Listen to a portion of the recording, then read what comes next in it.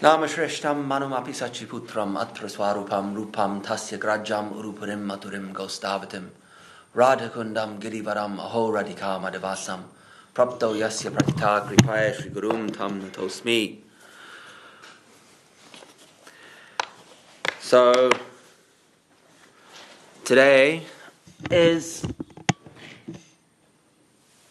Sannyas Leela anniversary celebration. Celebration? It's not really a celebration actually. Observance of Mahaprabhu's Sannyas Leela. The remembrance. Actually it's termed the remembrance of Mahaprabhu's Sannyas Leela. And that is a deliberate wording because remembrance, it's not the exact anniversary. Is the date of the exact event is a little enigmatic, somewhat unknown. It is a solar date.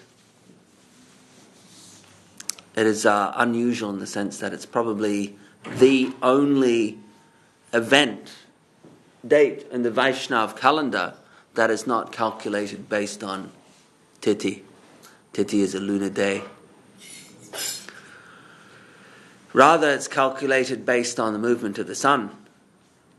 So it's quite unique in that respect, this anniversary of Mahaprabhu's Sannyas Leela.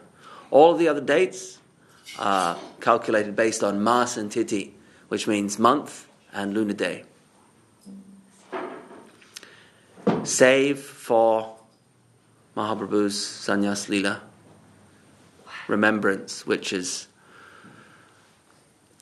known as Makara Sankranti. Sankranti. Because one is Makara Sankranti is when Mahaprabhu left to take sannyas. I mean, why based on the solar? Because the astrological significance of Makara Sankranti is Mahaprabhu chose that date because of its astrological power, because of the power of the sun moving into it's one of the cardinal transits of the sun throughout the year. And it signifies new beginnings, an end to the old and a beginning to the new. So Mahaprabhu chose this Makara Sankranti time to leave home, take sannyas. And so because of Mahaprabhu choosing, because of the significance based on the sun's movement into the sign of Capricorn, Makara is the name for the sign of Capricorn. Makara means Capricorn. So when the sun moves into Capricorn, Mahaprabhu chose that time.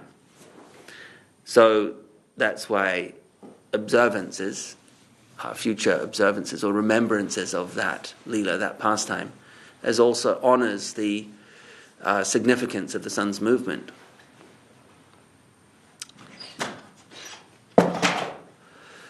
Sankranti, Makara Sankranti. But the exact date is unknown, unfortunately, because there are various references given in scripture, mainly Chaitanya Charitamrita and Chaitanya Bhagavat, to this date.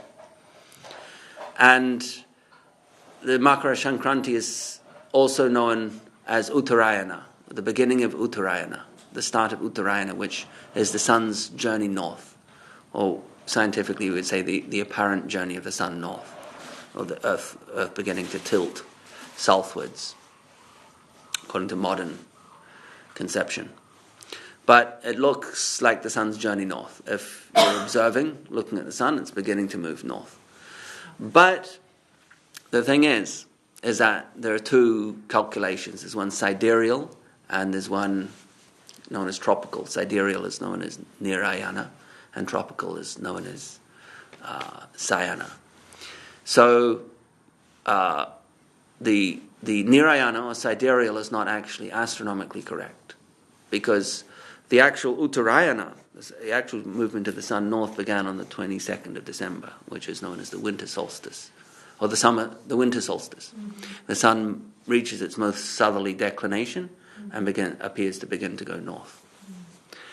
So that has tremendous astronomical significance. So the question arises, did Mahaprabhu choose the actual date of the sun's actual astronomical journey north, which is true Uttarayana, or did he choose sidereal Uttarayana, which is today? The sun has actually already begun its journey north from about 3 weeks almost. Just over 3 weeks. So the sun is about 22 degrees on its journey north of 180 degrees. So the significance is generally due to the actual movement of the sun reaching its most southerly declination and then going into the tropical sign of Capricorn. So it leaves Sagittarius and it goes into Capricorn. Or Dhanus, leaves Dhanus. And Shankranti means a journey or a transit. So Makara Shankranti means the sun's entry into the sign of Capricorn. Makara. Makara is actually a sea monster. Rupa Goswami talks about Krishna's Makara earrings. So it also refers to aquatic creatures, carnivorous aquatic creatures such as sharks. So these creatures are ruled by Capricorn, crocodiles and sharks. Now Makara Shankranti has many significant dates, but it's also the date when Ganga Devi reaches the ocean, journey of Ganga, and she finally comes from Swaga, Loka, down from the feet of Vishnu through the head of Lord Shiva, down to earth, journeys from the Himalayas down through the plains and out into the Bay of Bengal. So it's considered that on this date in history, Ganga Devi finally merged into the ocean, Makara Shankranti. And Ganga Devi's vehicle, all gods and goddesses have animal vehicles, animal carriers, known as vahanas. And her vahana is a makara, a crocodile, or a sea monster. So she's riding the sea monster. And Makara Shankranti is when Ganga empties and finally reaches the ocean at Gangasagar, the Bay of Bengal. So this significance of Makara. And anyway, back to Mahaprabhu's sannyas. The date is enigmatic. There are references given in Chaitanya Bhagavat that the moon is waxing, and it is the first day of Magha, the month of Magha. But then there's also confusion about what calendar system was in use. There's been various calendar systems over the years in Bengal. So what calendar system are these dates referring to? Is it solar Magha? I believe it is solar Magha, it's not a lunar calendar month system that was being used. I've researched this Mahaprabhu's sannyas date and it still remains uncertain because all the parameters do not fit. The first day of Magha, there are various parameters. Magha Mashe Shukla Pakshe. So Magha Mas, the month of Magha, Shukla Pakshe means the moon was waxing. And the sun it must be the first day of Uttarayana, i.e. Makara Shankranti. And all those parameters, they do not fit. There's no particular date that meets all those criteria. So it's an uncertain date. And that is why it is worded the observant or the remembrance of Mahaprabhu's Sannyas Leela. And it's not worded as in the anniversary of Mahaprabhu's Sannyas Leela. Because the date is actually uncertain. It's around this time. So around this time we remember it, when the sun goes into sidereal Capricorn. It may have been at another date, but it's observed around this date. That's the tradition. That's what Guru Maharaj observed. When the sun goes into sidereal Capricorn, which is mid-January, between the 14th and the 17th of January. So the sun went into Capricorn very late last night, UK time. So we're observing it today, 15th of January, Makara Shankranti. So Mahaprabhu leaves to take sannyas around this time. And one interesting point is that because it's a sidereal date, it's not linked to the seasons. There's a thing called the precession of the equinox. The equinox is when the sun goes over the equator. So the equinox moves fractionally every year, they say, due to the wobble in the Earth's movement. So, which means it moves along the calendar, any sidereal date will gradually, fractionally, by 0.7 of a degree every 100 years, will move along the calendar. So at 500 years ago, this date was actually the 8th of January. Around the 8th of January is when sidereal Makara Sankranti occurred. But today it's the 15th, around the 15th. So it's moved by 7 days, 7 degrees over 500 or so years, approximately. So another few thousand years in the future, if people are still celebrating, if people are still observing sidereal Makara Sankranti, it's going to be like much further in the year. May, June. In 500 years, if it's moved 7 degrees, then in another 500 years, it will be, which is like what, 2000, to the year 2500, it will be around the 22nd of January, and etc. like that. So gradually it's going to move across the whole year in a circle and then come back after some 25,000 years. It'll do a whole cycle. So at some time it'll be Christmas. We'll be celebrating. If we've reincarnated about 24 maybe thousand years into the future, if we're still observing Mahaprabhu's Sannyas Leela anniversary, one time it'll be falling on Christmas Day. Anyway. But the Makara Sankranti, in the Hindu community, they celebrate something else. There's all kinds of events connected to Makara Sankranti. All kinds. I remember reading someone put a post on Facebook a few years ago, and some devotee, and they'd gone and researched all of the events connected to Makara Sankranti, and there's a list of like 20 or 25 or 30. A lot of events, different regions. It's known as Pongal in South India, and it has various significations.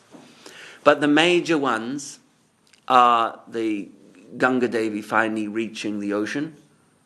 After the backstory is that there was an ancient king called Sagara, and he wanted to do an Ashwamedha, which is a horse sacrifice. Ashwa meaning horse, Meda sacrifice. And he, in order to gain power, so this was a ritual in order to gain royal and political power. And so Indra came and stole his horse, because Indra, being the king of heaven, didn't want to be rivaled by powerful kings on earth. So Indra came and stole the horse and hid it. And so Sagara sent his sons, he had thousands of sons, and he sent them, Jai, Gauranga Mahaprabhu ki Jai. So King Sagara sends his sons in search of the sacrificial horse, and they find it at the hermitage of a rishi.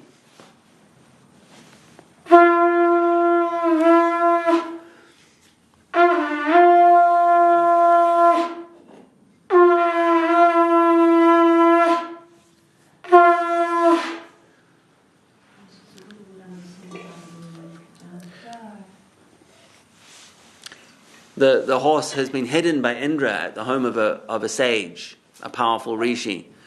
And the sons come and find it, and they think the rishi has stolen the horse, and he's the man responsible for the theft. And they come and they kind of just, they roughly seize the horse and kind of perhaps abuse the rishi, and he gets angered by their callous behavior, trampling all around his ashram. And through his tejas, the power of fire in his mind, he incinerates them all of them, some 60,000 of them, burns them to ashes. And then the descendants of Sagara, they had to perform the what is known as a Shraddha ceremonies for these deceased 60,000 children of King Sagara, to try and redeem them from their afterlife position. And to do this, they had to bring Ganga down to earth. So this one Maharaj Bhagirat, he performed great penance and finally implored Ganga Devi to come, and she said, well, I'll come, but I need Lord Shiva to break my fall. So she comes down as a result of the pleas and penance, austerities of Bhagirat. comes through Lord Shiva's hair and down to earth. And he's leading her, and they go over the ashes of the 60,000 incinerated ancestors who are like his great-grandparents or something like that, a couple of generations prior to Bhagiraj. And so she liberates all of the ancestors, and then finally reaches the ocean, the Bay of Bengal, on this day of Makara Sankranti. So that's the famous. So on this day in Bengal now, there's thousands and thousands of pilgrims that are all going down to what is known as Ganga Sagara. Sagara meaning ocean. So when Ganga merges into the ocean. And the Mat used to go down. I know Acharya Maharaj used to go down for Ganga Sagar, and there's a temple that he established down there. Whether it's still operational or not, I don't know. I imagine it probably is. And so the Mat would go down in more recent years. I don't remember it during Gurudev's time so much. But Acharya Maharaj, he had established a temple there, and they would go down. I remember seeing photos of that. So that's a very large celebration connected to Makara Sankranti. But specifically for Gaudiya Vaishnavas, it is the Sannyas Leela remembrance of Gauranga Mahaprabhu. And as I mentioned, the exact date is unknown, but because the date of Uttarayana or Makara Sankranti is mentioned, it's remembered, observed around this time. So Mahaprabhu left to take sannyas towards the end. It says towards Chabisha Vatsara, I forget the verses, but towards the end of his 24th year, it says he left to take sannyas. So Mahaprabhu was born in Falgun Purnim, which is Gaur Purnim, and it's a couple of months from now. So he's about 23 years and 10 months old when he leaves to take sannyas. March, February, March. Yeah, about that. And so he gave Mahaprabhu in the run-up and the prelude to his leaving to take sannyas. It was actually a very unexpected event. And in the lead-up, he does inform some of his confidential friends, such as Mukunda, Nityananda, Gadadhar. He informed or didn't? He did, yeah. But no one kind of expected it. It still happened suddenly. But some people did know, and Mahaprabhu gave clues and hints and told some on this coming Makara Sankranti, I will take sannyas. Perhaps he told Nityananda Prabhu. And then on the evening of Mahaprabhu's sannyas, spontaneously many people arrived at Sachi Mata's house, not knowing consciously. If you asked them, why have you come, they would not be able to give you a specific reason. They just came. So they're subconsciously driven, motivated to come, and they brought various items or gifts or just came to see Gauranga Mahaprabhu. And one older friend of Mahaprabhu, his name is Kolavecha Sridhar, he was a very poor Brahmin, but a great devotee of Mahaprabhu. He would make his living selling paper plates, selling palm leaf like plates, bowls and plates. And he would also grow pumpkins and gourds, like these zucchini squash type vegetables, and sell them and just make a living that way. And he was kind of intentionally very simple, very frugal, very poor. And so on the evening of Mahaprabhu's sannyas, the day before, and that evening, he brought a large pumpkin, like a butternut squash type thing, and Sachimata made a sweet dish, sweet rice from that, cooked with milk and sugar, and so that was Mahaprabhu's sannyas lila eve, the eve of Mahaprabhu's sannyas lila. That was had for dinner. This preparation, this gourd sweet rice made by Sachimata. And then early in the morning, it's said in Chaitanya Bhagavat that Mahaprabhu knew the exact time because by the breath flowing through the nostrils, by breathing through both nostrils, the breath alternates from nostril to nostril depending on the energies prevalent at the time. So if the lunar energies are prevalent, then the breath will flow, I think, through the right nostril, and solar energies, the breath will flow through the left nostril. This is science of pranayama. And when the breath is flowing through both nostrils, then the energies, the solar and lunar energies, are balanced. So it's mentioned in Chaitanya Bhagavat that through the flow of breath through his nostrils, Mahaprabhu knew that it was an auspicious time to arise and leave. So he wakes up about 3 a.m, and he stealthily gets up and he walks out the front door, and who does he see? His mother's standing there, Sachimata. She has a premonition that something's going to happen, and she's standing at the door, kind of in the courtyard at the door, but she's in shock. She's in a state of shock, so she doesn't say anything.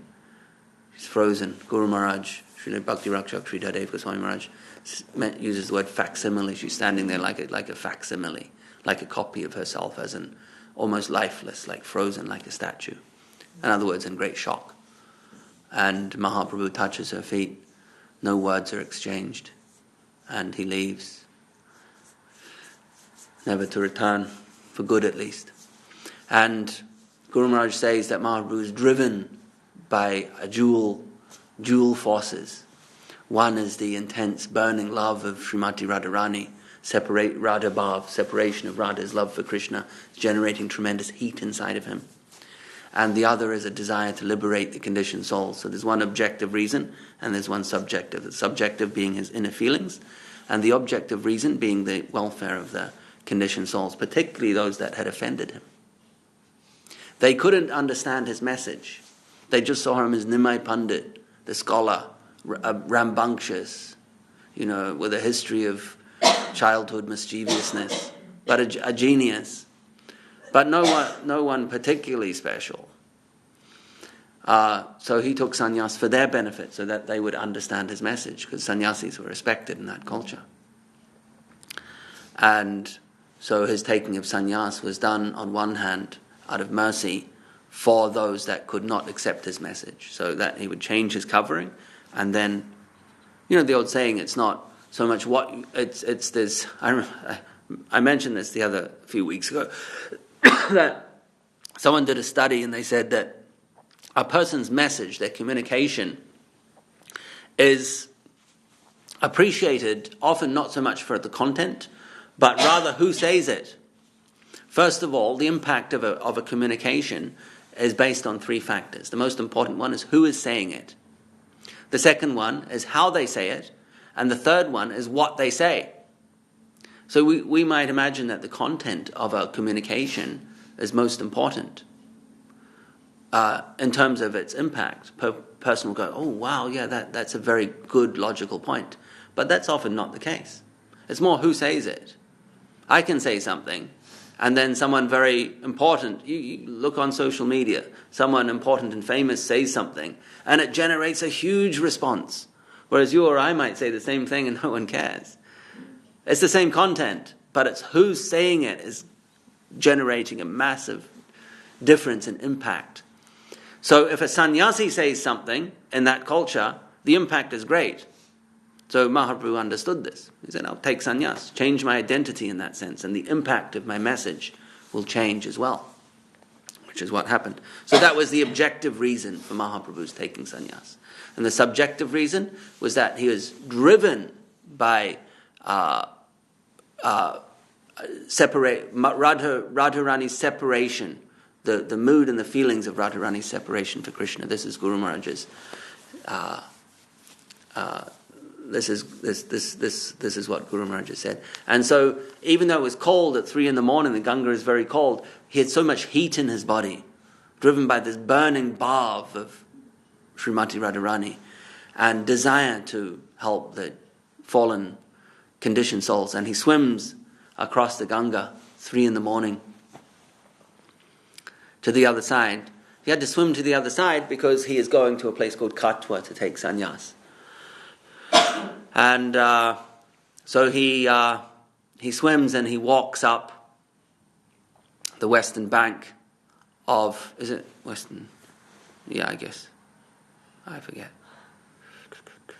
Anyway, the other bank. And the western bank. And the several kilometers, quite a few kilometers, perhaps like 20 kilometers or so, or more, I don't know exactly. If you look on the map, you can see where Katwa is. And all I know is it takes an hour to get there on the train from Navadvip, but that's an Indian train. So Mahaprabhu walks, and he's stumbling, like he's intoxicated with this Radha Bhav and his quest, this new chapter. And he is stumbling along like a maddened elephant, his gait. And he arrives at the ashram of one Keshava Bharati, who is a sannyasi in the Shankarite order. And he arrives as the sun's shining and petitions Keshava Bharati for sannyas. And Keshava Bharati is not so keen on the idea. And so there is the Leela is quite protracted. Mahaprabhu arrives in the morning of Makara Sankranti, but he doesn't end up taking sannyas for a full 24 hours or so. There's quite the drama unfolds. People gather round. Some people arrive from Navadvip, and a crowd develops, and the crowd gets quite agitated. Of the idea of this Nimai Pandit, whole life ahead of him, young wife, very handsome, learned, but taking sannyas, renouncing everything. So that didn't sit well with many people, and the crowd became a little raucous, and they threatened Keshava Bharati. They said, if you actually go through with this ceremony, we're going to ransack your ashram. So there was a lot of opposition to Mahaprabhu taking sannyas. First of all, Keshava Bharati was hesitant because he knew there would be some repercussions from Mahaprabhu's family and friends. They would have seen that, they would have felt that maybe Keshava Bharati had some subtle influence over Mahaprabhu and that he had coerced him into taking sannyas, dragged him away from his family and friends. Sachimata's older son, his name was Vishvarup, later became Shankararanya. He also took sannyas. So Sachimata had 7 or 8 miscarriages and infant death episodes in her life. So she had already been through a lot of stress as a mother. Imagine that, 7 or 8 cases of infant death. And then finding a son that survives, his name was Vishvarup, and he took sannyas when he was 12 or so. And there was an episode where she thought that Advaita Acharya was responsible for that, because Advaita Acharya would read the scriptures and he was a spiritual teacher, and she thought that his influence caused her son to go and take sannyas. And then when she saw her other son, Nimai Pandit, Vishvambara, Lord Chaitanya, associating with Advaita Acharya, she thought, oh no, it's happening again. And so she kind of, you could say, rebuked or attacked somewhat Advaita Acharya. But that wasn't his intention at all. She misread the situation out of fear and then ended up on Mahaprabhu's instructions, apologizing to Advaita Acharya. Anyway, so she'd already had eight children die, and then the finally surviving boy had taken sannyas, and now her other boy is now going to take sannyas. So it's a very volatile situation. Keshava Bharati was aware of this. And the people were aware as well. So Nimai, young Nimai, almost 24, was faced with quite a challenge, quite an obstacle in his taking sannyas. So Keshava Bharati said to him, look, Mahaprabhu was very insistent, and Keshava Bharati said, all right, finally, I'll give you sannyas, but you need to go and get the permission of your mother.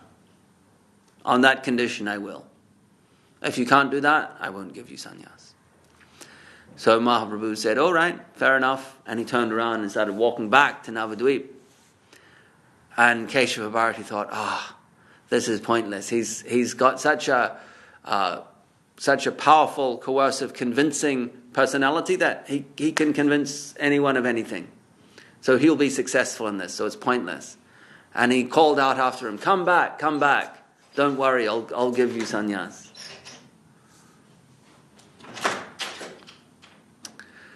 So Mahaprabhu came back, and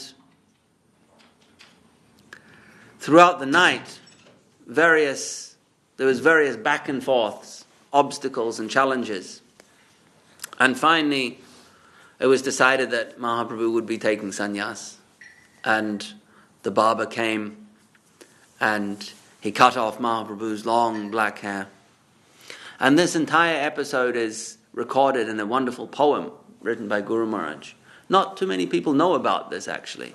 There's a beautiful poem called Nimai Sannyas, written by Srila Bhakti Rakshak Sridhar Dev Goswami Maharaj. Maybe we can read it later today, or people can look it up themselves. Nimai Sannyas. It's a very lovely poem. And but tragic. This is considered a somewhat sad leela. Mahaprabhu's taking sannyas. So anyway, the day after Makara Sankranti, which was considered the first day of Magha, and this makes me think that it was a solar calendar being used in Bengal at that time. And there was, when I researched it, there is a traditional solar calendar in Bengal, which is kind of like based on our calendar, the sun's movement into various signs. So the sun's entry into Magha, into Capricorn, is the start of Magha in the calendar system at the time. But other references in Chaitanya Bhagavat and Chaitanya Charitamrita may not have been referencing that calendar. But anyway, that would make it the first day of Magha, because the day after the sun's entry into the sign is considered the first day of that month in that solar calendar system at the time. So the day after Makara Sankranti is the first day of Magha Masa by a solar reckoning. So on that morning, the day after, 24 hours after arriving at Keshava Bharati's ashram, the sannyas ceremony begins proper. And the barber, he cuts off Mahaprabhu's hair, and everyone's crying. It's like a very hyper-emotional scene. People are crying and protesting and still making threats, and there's a lot of high drama, a lot of melodrama going on. But the barber manages to get his job done and cuts off Mahaprabhu's hair. But he's so shocked at what he's done that he decides to give up his hair-cutting profession altogether. He's like, all right, I've had enough of this. If this is where my profession has led me to this, then it's not for me anymore. And he took up the profession of a confectioner, making sweets. He changed jobs. Get some sweet in his life. He'd had enough misery, so he wanted to be around a bit of sugar, selling sweets to kids, etc. So that he changed jobs from being a barber to being a confectioner. And also Srinivasacharya's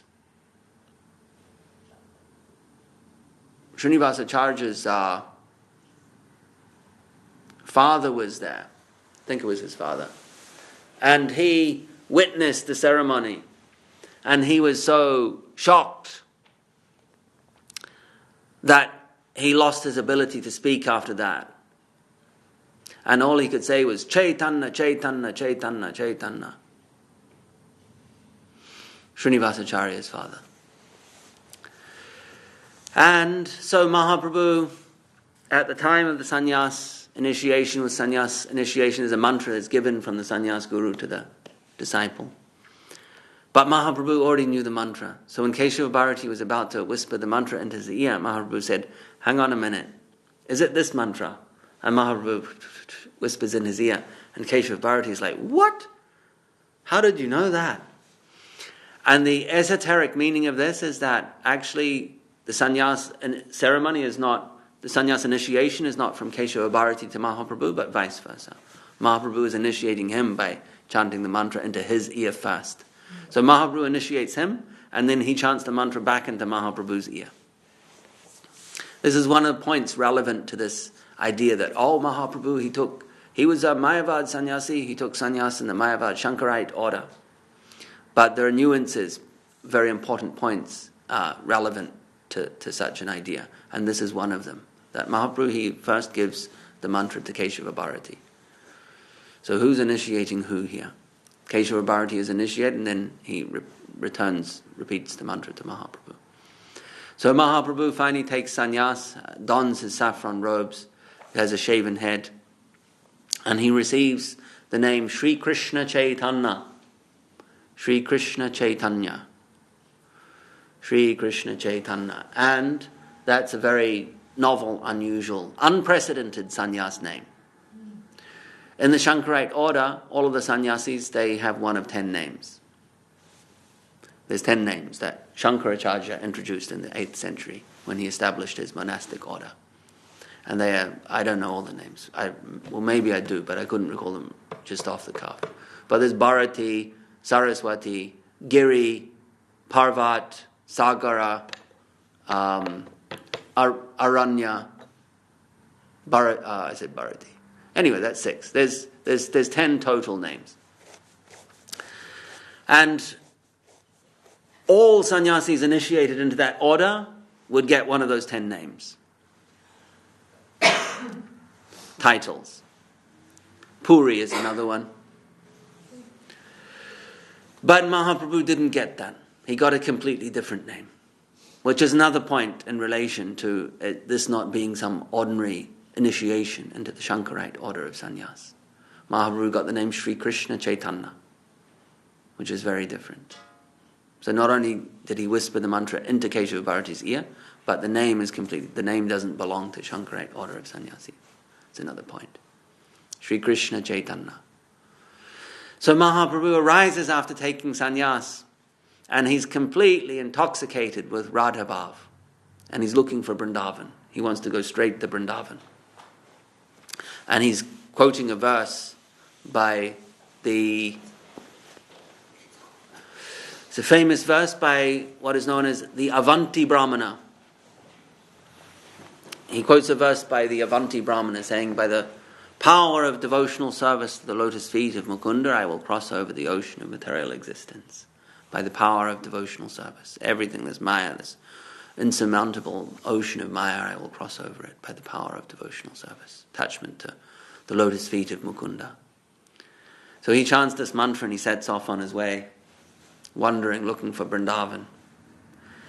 And he wanders in this area of Bengal called Radhadesh. It's a large geographical area of Bengal. And he's wandering for 3 days, and he's being followed by Nityananda Prabhu and Mukunda, maybe Gadadhar.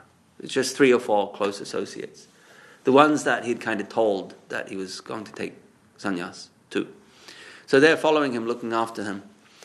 And he's asking the boys tending the cows and the goats, etc., like, where is Vrindavan? Which way is Vrindavan? And eventually it's decided that they will need to take Mahaprabhu to Advaita Acharya's house and look after him there, kind of stabilize him.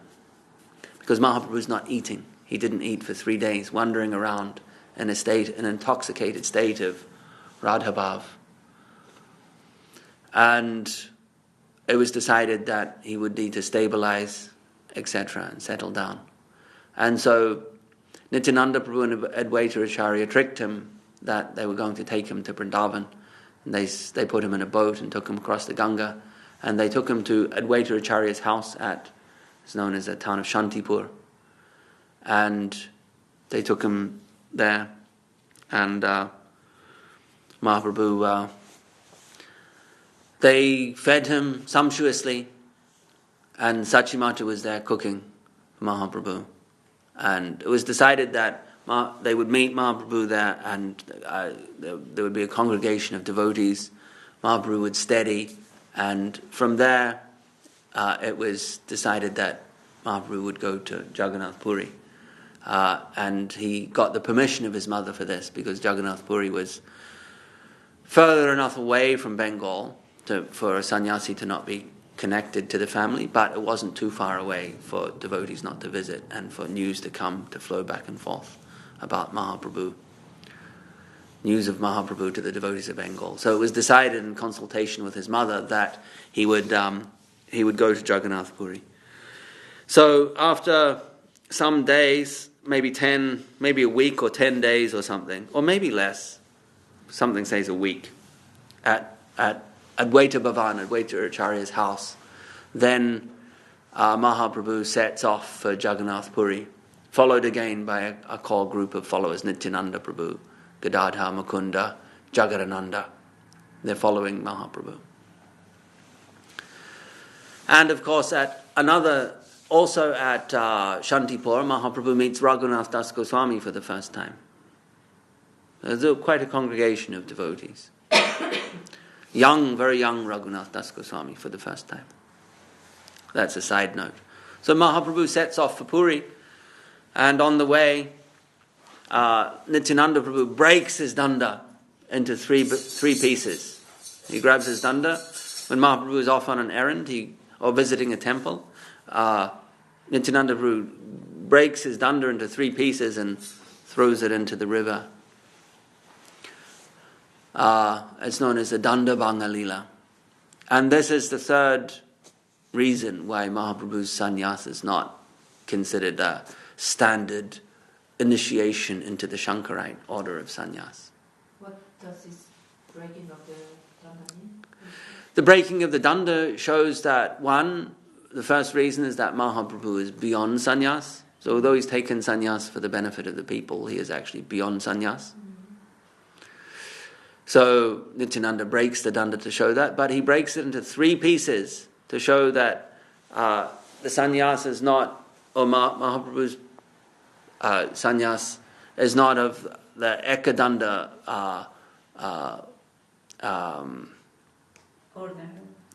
monastic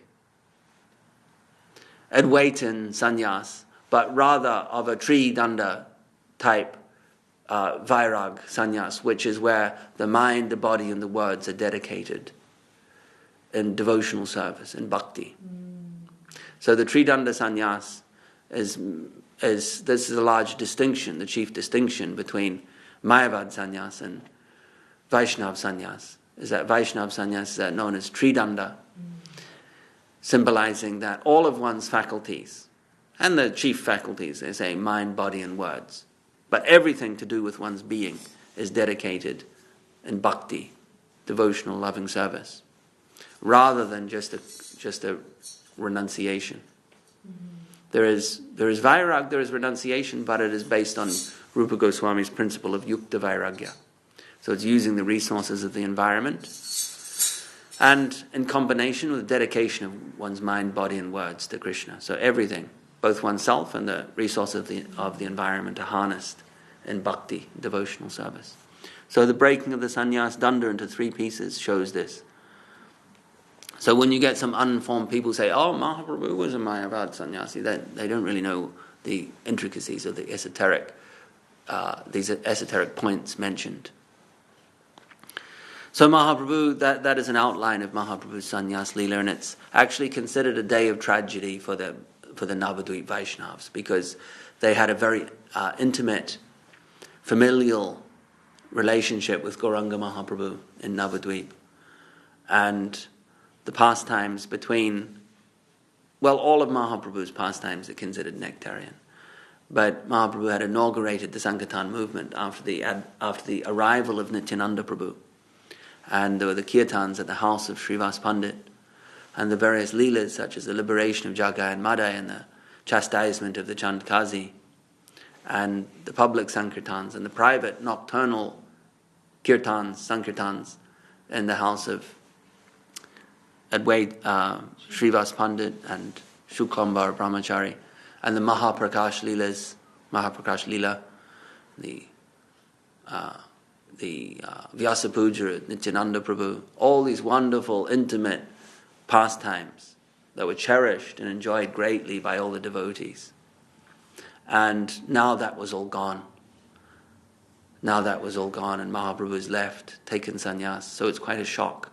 And it's a big shock of separation, like a family member dying. This is how it felt.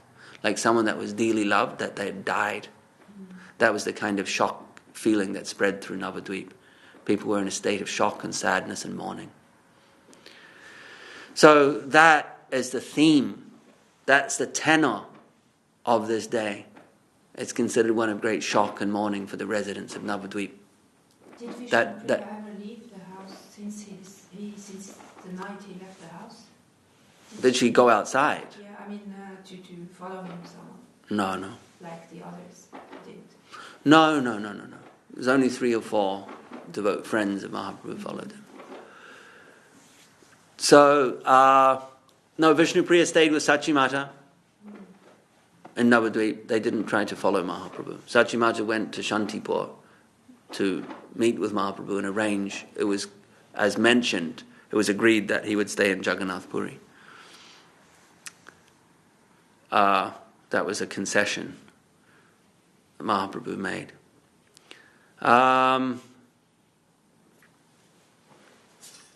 And so they stayed at home with their servant Ishan. Servant's name was Ishan. So it was a great shock for the residents of Navadvip. And on this day, Srila Guru Maharaj, from this day for the next 3 or so days, in honor of Mahaprabhu's not eating, the residents of the Mat would just eat very simple prasad. Very simple. They'd eat kind of a khichdi just with some vegetables. Dalma. Yeah, they call it dalma. Like dal with vegetables and some rice perhaps. For 3 days? Yeah, for 3 days, yeah. In remembrance of... Because when one is shocked emotionally, one loses one's appetite. So the residents of Navadvip were not in a celebratory mood. It wasn't a feasting type of... It was quite the opposite, to a celebratory atmosphere. And so, in honor of that theme, keeping true to that, following in the line of these devotees, Thakur Bhakti Vinod honored this actually. Thakur Bhakti Vinod showed his deepest appreciation for Mahaprabhu's Navadvip Leela. And this sannyas date marks the end of that Leela, that, in the manifest sense, in the overt, physically visible sense. Although it's always going on eternally, we know the physically visible chapter of that was finished on this day in 1509. And so there was a great source of grief and lamentation. And in the Mat, as mentioned, they practiced some extra tapasya for 3 days. And then Mahaprabhu broke his fast after 3 days at Shantipur and leaves for Jagannath Puri. And then very soon, a month or so after that, for his tour of South India. Said in the month of Mahaprabhu takes sannyas in the month of Magha, and then the following month he liberates Sarvabhauma, which is the month of Falgun, and then in the must be the month of Chaitra, he leaves for his pilgrimage of South India. So 3 consecutive months. One he takes sannyas, next he arrives in Puri, liberates Sarvabhauma, reveals his Sadbhuj form, and then in the month of Chaitra, the 3rd month after that, he leaves immediately for South India. So that is the sannyas Leela of Mahaprabhu on the first day of Uttarayana. And Uttarayana also has a significance, like, as a side note, that it's considered auspicious for transcending, in a metaphysical way, for transcending the bonds of the karmic, or the bonds of connection to this earthly realm. And that's why it's said in the Gita that one who dies, in the verses in chapter 8 of the Gita, that one who dies during the time of Uttarayana, which is from now onwards, actually technically from the 22nd of December until the 21st, 22nd of June, which is known as the summer solstice. That is known as Uttarayana. And that is Ayana means a journey. So you get Ramayana, the journey of Ram, Ramayana. So Uttarayana is the journey of the sun north. Uttara means going north, going up. And the 6 months from June to December, where the days are getting shorter, the darkness is prevailing, then that is known as Dakshinayana. Dakshina means south, so this the south journey, Dakshinayana. So the Gita says that when someone dies with the prevalence of the solar energies, Agni, Jyoti, which is the sun is fire and the moon is water. The sun is a man, the moon is a woman. So we have the Shiva and the Shakti, the yin and the yang, these cosmic, negative and positive. So when someone dies during the time of the fire, then the soul goes upwards, goes out of the earthly realm towards liberation. And when someone dies during the time of water or the moon, then the soul goes to the moon planet but comes back down, reincarnates. So the solar energies are prevalent during the Uttarayana, sun's journey north, which is now, and during the waxing moon, which is the light part of the moon, and during the daytime. So the Gita says that if someone dies during the daytime, during the time of the waxing moon, and when the sun travels north, then they get liberation. And someone dies during the waning fortnight of the moon, during the night time, and during the sun's journey south, then they reincarnate back on earth. So that's the verses here in the Gita, which is, I'll read them. So the first is Agnir Jyotir Aha Shukla Sanmasa Uttarayanam Tatra Prayata Gachanti Brahma Brahma Vido Janaha, which means the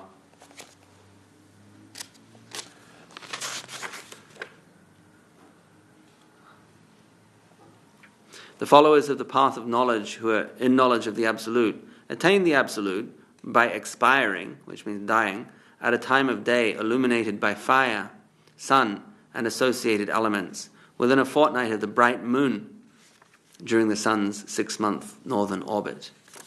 The next verse is Dumo Ratris Tata Krishna Sanmasa Dakshinayanam Tatra Chandra Masam Jyotir Yogi Prapya Nivartate. If he expires on a dark night within a fortnight of the dark moon during the sun's 6-month southern orbit, the fruit of worker on the path of action reaches the heavenly plane, but subsequently has to undergo rebirth. And this is because heat rises, whereas water always goes down, right? The rivers flow down, the rain comes down. Whereas heat, the flame goes up, always rises. So the soul, if the soul leaves the body during the time of fire and heat, which has been described as 3 factors, the sun's journey north, the waxing moon, and the daytime, then the soul goes up, because that's the prevalent energy, is solar, to rise up. Whereas the lunar energies are present, then water is there, the water element is present, the soul must come back down if it dies at that time. There must be these 3 conditions necessary Yeah, for the soul to go up. Yeah, Only for it to be complete. Otherwise the influence is mixed. So Mahaprabhu takes sannyas because it's a liberation of the bondage of family and married life, material life as it's known. He takes sannyas at the very beginning of this fire phase, when the sun enters Capricorn to begin its journey north. New beginnings. So it's a great time for new beginnings, ending the old and beginning the new, in general. But specifically to us, the Gaudiya Vaishnavas, it's a time of separation from Gauranga Mahaprabhu and reflection on the deeper meaning of Mahaprabhu's Leela, which is Sannyas Leela, which is separation, Radharani's mood of separation from Krishna. The intense love, the viraha, the vipralamba bhav, the love and separation, and also Mahaprabhu's sacrifice in the interest of the rescuing of the conditioned souls, the interest of others, making a personal sacrifice for the benefit of others.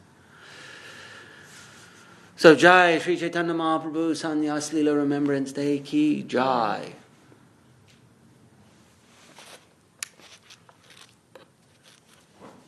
I think that will do for today.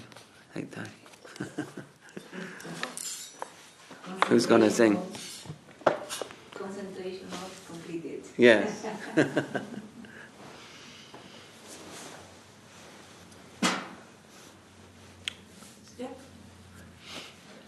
Hariharaya Nama Krishna Jadavaya Namaha. Hariharaya Nama Krishna Yadavaya Namaha. Yadavaya Madhavaya Keshavaya Yadavaya Madhavaya Keshavaya Namaha.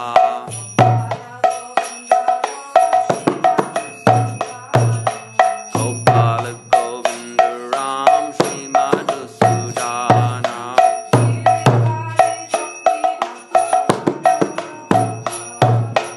Giridhari Gopinath Madana Moha.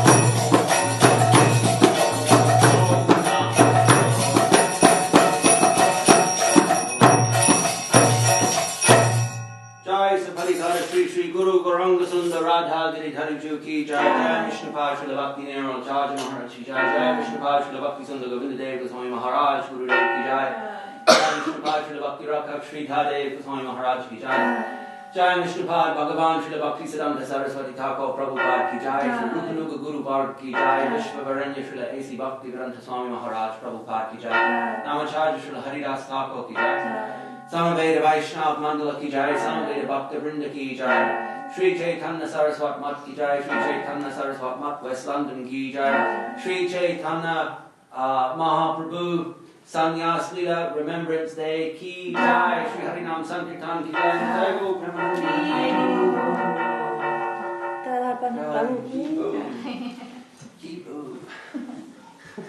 Thank you, Prabhu.